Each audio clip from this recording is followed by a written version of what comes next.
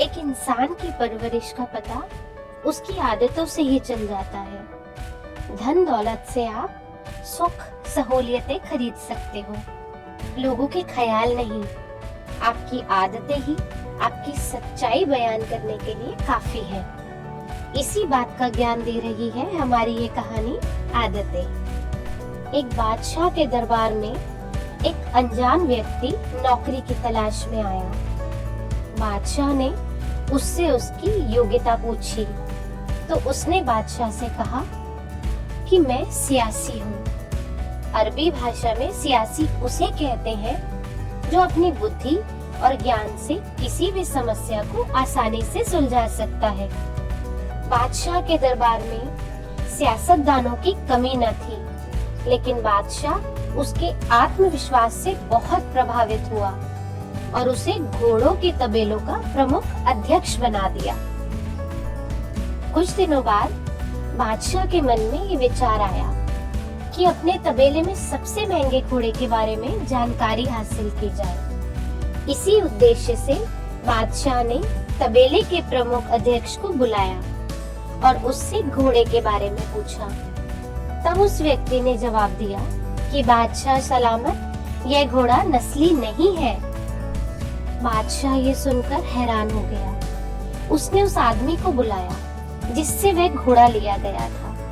तो उसने बताया कि घोड़ा तो नस्ली है, लेकिन जब ये पैदा हुआ था तो इसकी माँ मर गई और इसका पालन पोषण गाय का दूध पीकर हुआ है।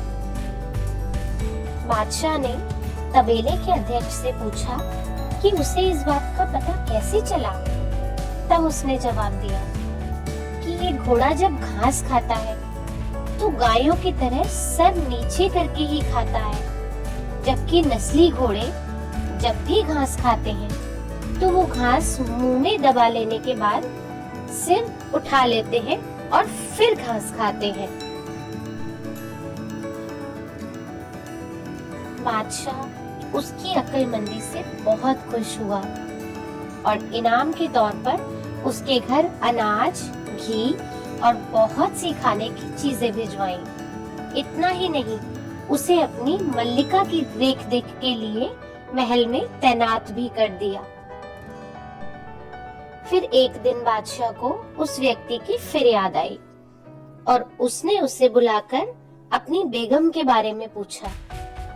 तब उस व्यक्ति ने बादशाह को बताया कि उनका रहन सहन तो मल्लिका जैसा ही है, लेकिन वो शहजादी नहीं है।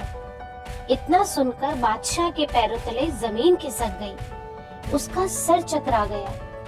उसे कुछ समझ नहीं आ रहा था। वो हकीकत जानना चाहता था, इसीलिए उसने अपनी सास को बुलाने का हुक्म दिया। अगले दिन उसकी सास बादशाह के पास पहुंची तो बादशाह ने उसे सब कुछ बताया और सच बताने को कहा। तब सास बादशाह को सच बताने लगी। आपके पिता ने हमारी बेटी के जन्म लेने पर उसका हाथ आपके लिए मांग लिया था, लेकिन कुछ दिनों बाद हमारी बेटी मर गई। लेकिन आपकी बादशाहत से करीबी रिश्ते कायम रखने के लिए हमने किसी और की बेटी को गोद ले लिया था और उसका निकाह हमने आपसे करवा दिया।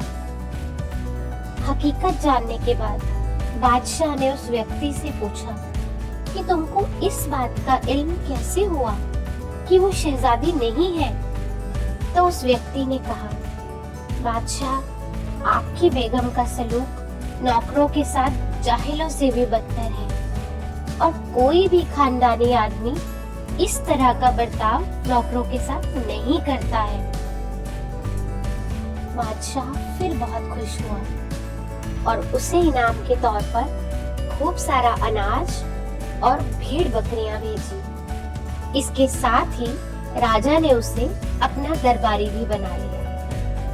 कुछ दिन फिर बीते तो बादशाह ने सोचा कि मैं इस आदमी से सबके बारे में पूछता हूँ, क्यों ना आज अपने बारे में ही पूछा जाए। जब बादशाह ने उससे अपने बारे में पूछा तो उस व्यक्ति ने कहा अगर आप मेरी जान बख्शे तो ही मैं बता पाऊंगा। तो बादशाह ने उस व्यक्ति से वादा किया कि वो उसको कुछ नहीं कहेगा। तब उसने बताया कि महाराज, ना तो आप शहजादे हो और ना ही आपका चाल चलन बादशाहों वाला है। इतना सुनते ही बादशाह को बहुत गुस्सा आया, लेकिन उसने वादा किया था कि उसे कुछ नहीं कहा जाएगा। लेकिन इस बार फिर से हकीकत जानने के लिए उसने अपनी माँ को बुलवाया और उसे सच बताने को कहा। जब माँ ने उसकी बात सुनी, तब उसकी माँ ने उसे बताना शुरू किया कि तुम हमारी औलाद नहीं हो। हमने एक चरवाहे से तुम्हें गोद लिया था। बादशाह ने उस व्यक्ति को बुलाया और एक बार फिर पूछा कि तुम्हें इस बात का इल्म कैसे हुआ।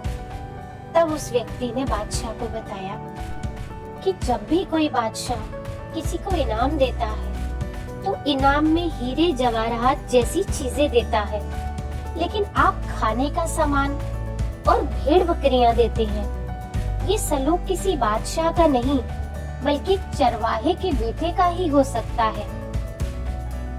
इस कहानी की तरह ही इंसान के पास कितनी ही धन दौलत क्यों ना हो, उसकी कितनी ही शान और शौकत क्यों ना हो, इंसान की बातें और उसकी आदतें उसकी असलियत के बारे में बता ही देती हैं। अगर आप चाहते हैं कि आपकी शख्सियत भी सबके सामने अच्छी बने, तो अपनी आदतें बदलिए और सबके साथ सही ढंग से व्यवहार कीजिए। ये कहानी आपको कैसी लगी कमेंट करके जरूर बताइएगा और इसी तरह की और प्रेरणादायक कहानियां सुनने के लिए इस चैनल को सब्सक्राइब करें। धन्यवाद।